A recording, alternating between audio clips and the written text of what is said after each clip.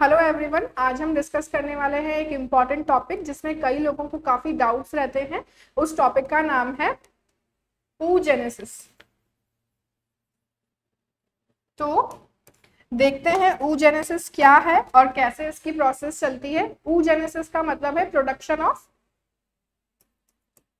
Ovum, right. इसे हम लोग बोलते हैं oogenesis। ओवम क्या है? ओवम फीमेल गैमेट है। जिस तरीके से मेल गैमेट स्पर्म होता है उसी प्रकार फीमेल गैमेट ओवम है। It is the female sex cell, fine, and male sex cell है स्पर्म। तो आइए देखते हैं प्रोसेस कैसे शुरू होती है oogenesis की। oogenesis की प्रोसेस शुरू हो जाती है किसी भी फीमेल के एम्ब्रियोनिक पीरियड से ही, यानी कि जब कोई एम्ब्रियो फीमेल किसी यूट्रस में पल रहा होता है उसी दौरान उसके अंदर ओवम बनने का प्रोसेस शुरू हो जाता है। तो प्रोसेस देख लेते हैं oogenesis की। तो ओवरीज के अंदर क्या प्रेजेंट होती है? ओवरीज के अंदर जर्म सेल्स प्रेजेंट होती हैं। ये जर्म सेल्स क्या करती हैं? माइटोसिस करती हैं, समसूत्री विभाजन करती हैं, और समसूत्री विभाजन के द्वारा जो डॉटर सेल्स बनती हैं उन्हें हम लोग बोलते हैं oogonia, फाइन। और क्योंकि ये एक समसूत्री विभाजन था यानी कि माइटोटिक डिवीजन था, इसीलिए डॉटर सेल्स में number of chromosomes will be similar to mother cells, यानी कि इसमें भी नंबर ऑफ क्रोमोसोम्स जो हैं वो 46 ही रहेंगे जर्म सेल के जैसे। चलिए आगे देखते हैं क्या होता है। ये जो oogonia है, इस oogonia में एक बार फिर से माइटोसिस होता है यानी कि समसूत्री विभाजन होता है, आप देख सकते हैं यहाँ पर। और इस समसूत्री विभाजन के द्वारा अगेन आपको क्या मिलेंगी? डॉटर सेल्स मिलेंगी। इन डॉटर सेल्स को हमने कहा प्राइमरी oocytes, ठीक है। और क्योंकि माइटोटिक डिवीजन था इसीलिए नंबर ऑफ क्रोमोसोम्स भी सिमिलर होंगे, जैसा कि आप देख सकते हैं यहाँ भी 2n एंड प्राइमरी oocyte में भी 2n क्रोमोसोम्स हैं। अब क्या होता है? अब इस प्राइमरी oocyte के अंदर शुरू होता है मियोसिस। मियोसिस यानी कि अर्धसूत्री विभाजन। जो मियोसिस है ये दो स्टेजेस में होता है, meiosis first and meiosis second, fine. So meiosis first का जो पहला स्टेज है प्रोफेज, प्रोफेज फर्स्ट शुरू होता है। आप देख सकते हैं प्राइमरी oocyte में क्या शुरू हुआ? मियोसिस फर्स्ट कंप्लीटेड, है ना। तो मियोसिस फर्स्ट शुरू होता है और ये मियोसिस फर्स्ट शुरू होने के साथ ही जो फीमेल फीटस है वो बर्थ ले लेता है, वो बॉर्न हो जाता है, और प्रोफेज फर्स्ट में ही बंद हो जाता है, रुक जाता है मियोसिस फर्स्ट का प्रोसेस।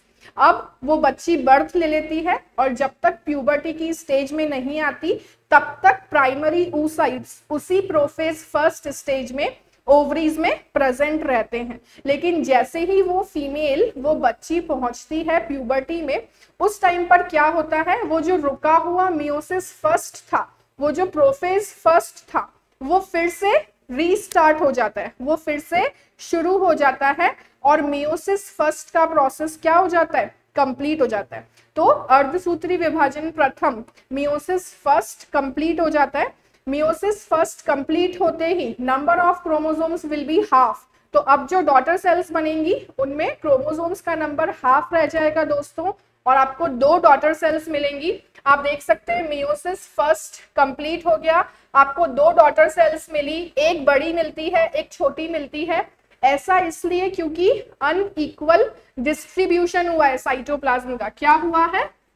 अनइक्वल डिस्ट्रीब्यूशन हुआ है साइटोप्लाज्म का। हमें जो डॉटर सेल्स मिली वो है secondary oocyte and a polar body, है ना। फर्स्ट पोलार बॉडी आप देख सकते हैं, पर्पल सेल छोटी है जो कि पोलार बॉडी है, and this is secondary oocyte which is bigger in size, जो कि साइज में बड़ा है, फाइन। आप देख सकते हैं नंबर ऑफ क्रोमोसोम्स यहाँ पर n है और पोलार बॉडी में भी n है, जबकि जो मदर सेल थी उसमें 2n थे। बट क्योंकि मियोसिस था, अर्धसूत्री विभाजन था, इसीलिए इन दोनों में number of chromosomes are half, which is fine, ठीक है।